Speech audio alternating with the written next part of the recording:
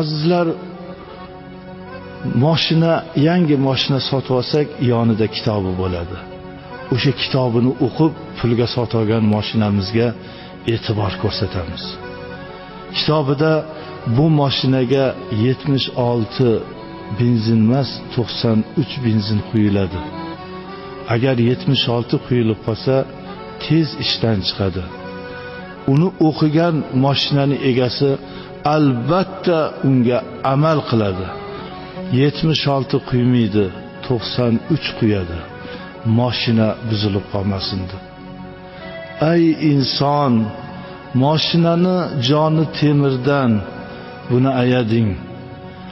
Allohni kalomi Qur'on sizni biz insonlarning kitobi-ku.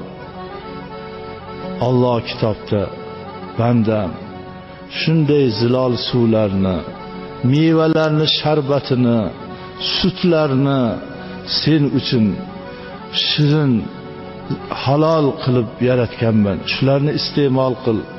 Sog'lig'ingga, salomatligingga, iymoningni mustahkamligiga ishlatgin. Bu aqldan judo qiladigan, sog'liqqa zarar, obro'dan ajratadigan bu harom narsaga berilmagin, buni ichmagin. Taqdir qilib qo'ygan hayotingga ham yetib bora olmaysan deb man qilingan narsani o'zini kitobida o'zi uchun aytilingan foydaga amal qilmaydi. Go'yo yurak boshqa sotib oladi, jigar boshqa sotib oladi.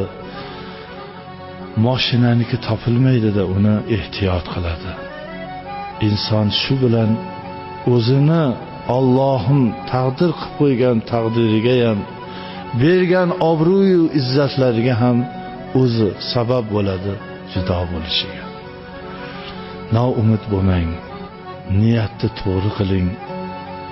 Alloh man etgan narsalardan o'zingizni tiying. Alloh ikki dunyoyingizni aziz mukarram qilsin.